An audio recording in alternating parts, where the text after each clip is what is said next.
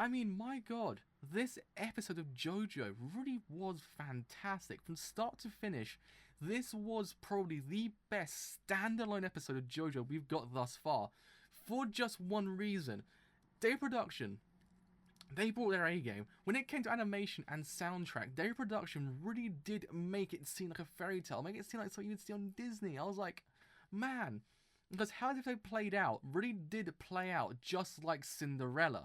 I mean, the whole entire episode just evoked this whole entire idea. I mean, Aya, being a stand user this week, was basically the fairy godmother, granting Yukako the wish to look beautiful so Koichi will notice her more often, because she's depressed that Koichi won't notice her. She wants Koichi to notice her. She has to find a way to do it.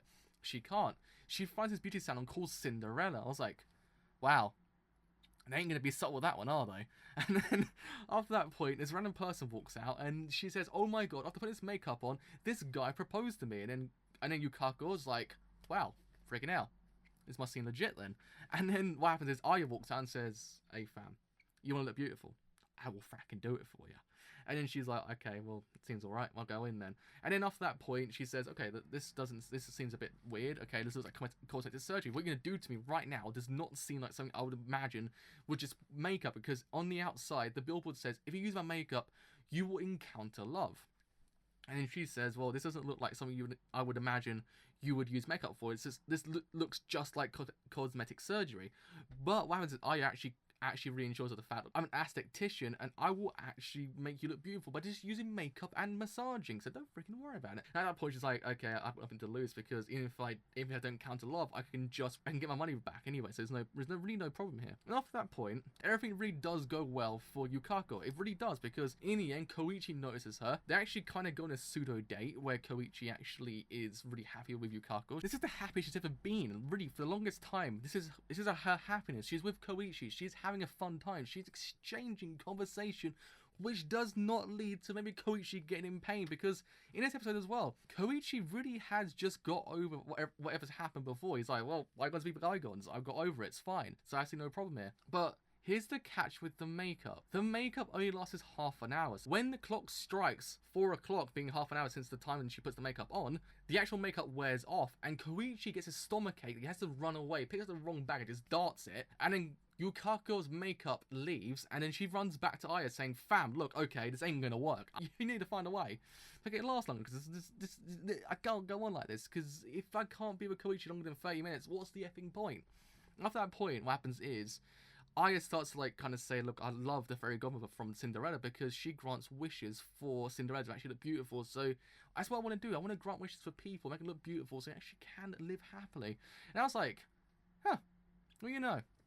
I mean, you can actually just see the parallels between Cinderella and this episode of JoJo. I mean, this whole entire episode of JoJo really did play out like Cinderella. I mean, from start to finish, you could see the motifs really in this episode. I mean, when you think about it, Yukako really was Cinderella. And even when you think about it, Aya was the fairy godmother, granting her the wish to look beautiful. Granting this one wish to actually make her look fantastic. And it really did freaking work in its favour. The main thing I really do get from it as well is the animation as well. Because certain scenes, the animation would change. The background would change to a stained glass window, putting the characters in portrait view. And it looked freaking phenomenal. I was like, man, this looks great. But what happens after that point? She says, look, okay, don't worry about it, because you're so beautiful, I actually will work on you to make it look perfection. So you would look the bloody best I've ever worked on, so don't fracking worry about it, girl. And after that point, she says, okay, that's okay, alright then, just do it. But the problem is, it only lasts 24 hours. She gives her this lipstick, which actually will make it last forever. She says it'll grant you eternal love, don't freaking worry about it. As long as you put this on every half an hour, and she's all like, okay, do it. Do it, just do it. And then after that point, she's on the table, and then she notices, like, Yukako's like, wait a second, this ain't right. And she notices straight away that she's actually a stand user. She's like, well, you're a stand user, but I don't freaking care, because you're my fairy godmother, and you will grant me the wish to look beautiful, so carry on. And she does. She's like, okay, good. But you actually notice at that point, Aya's stand can actually alter the look of a person. May that be the face, the chest, the legs, the arms. It can alter certain points that can look more beautiful. So in the end, when you think about it, this episode of JoJo, the stand they brought in this week, Cinderella, aptly titled, really didn't bring any negatives to it. As long as you kept the promise of putting that lipstick on every half an hour, you would look beautiful. It doesn't bring any negatives until you forget to do it. And we do see it with this episode, because Yukako at one point forgets. and then her face begins to change. She changes to the point where she's not beautiful anymore. But let's not dwell on negatives just yet. The really positives in this episode really was the fact that after that point, Yukako looks beautiful. Even the scene afterwards when Koichi finds Yukako after realizing he actually has the wrong bag, he actually has her bag, that scene really does heighten this whole entire idea of this fairy tale, of this of how beautiful she really is, because the whole entire scene, the actual soundtrack that accompanies it, really does heighten this idea of fairy tale-like nature. This whole entire idea that this girl looks like she's been plucked out of a fairy tale. She really is this beautiful maiden, somebody we really see very much within Morio, and it really does work in its favour. And it's really heightened throughout this whole entire episode, especially that scene inside the department store once Koichi is taken away by Rohan. That whole entire scene within there really does also heighten this whole entire idea, because once Joseph has to run out with the baby, because the baby does actually return in this episode as well, so does Joseph, and once they have to run out with Josuke, what happens is Joseph actually whacks into Koichi, says, "Oh god, sorry Koichi," and then what happens is Koichi actually whacks into Yukako and they kiss, and it goes into that stained glass effect once again. Rohan's in the corner as well, which made me laugh, but it goes back into this very stained glass-esque nature, really just heightening this whole idea of this almost like picturesque, this almost like perfect episodes, really perfect moment, something she does not want to forget. I really like how they actually presented this episode overall, how even as well Koichi is mad crazy in love with Yukako. But the one thing I must note, the thing that struck me about this whole entire episode, the thing I take away that I really freaking liked, is the fact that never once does Koichi ever mention her looks, even right to the end.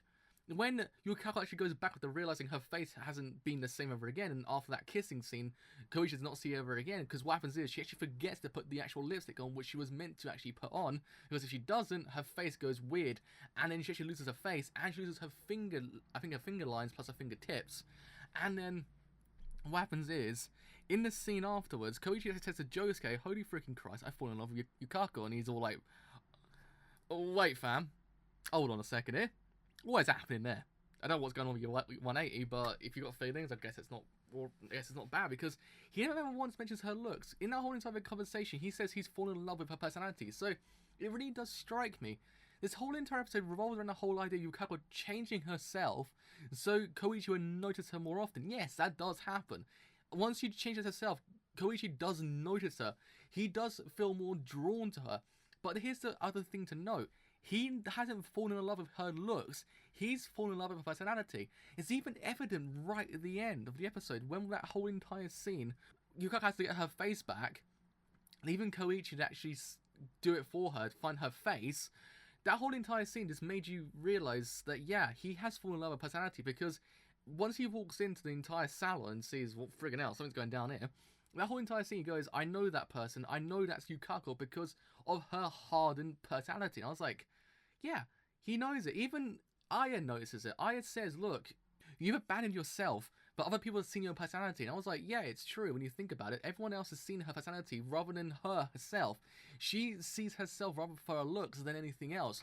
She thinks by changing herself, Koichi would notice her more often. Well, it's not the case when you think about it, because in the end, Koichi actually has fallen in love with her personality. And I was like, that's actually mildly interesting.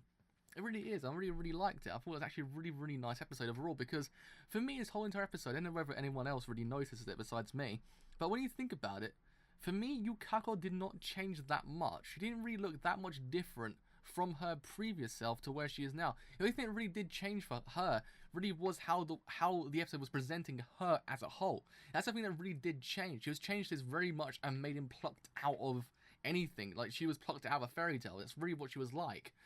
But the actual way she looked exactly the same. And I was like, is that just basically trying to tell me there Koichi has seen for more than just her looks? She looks exactly the same to him because he loves her for her personality.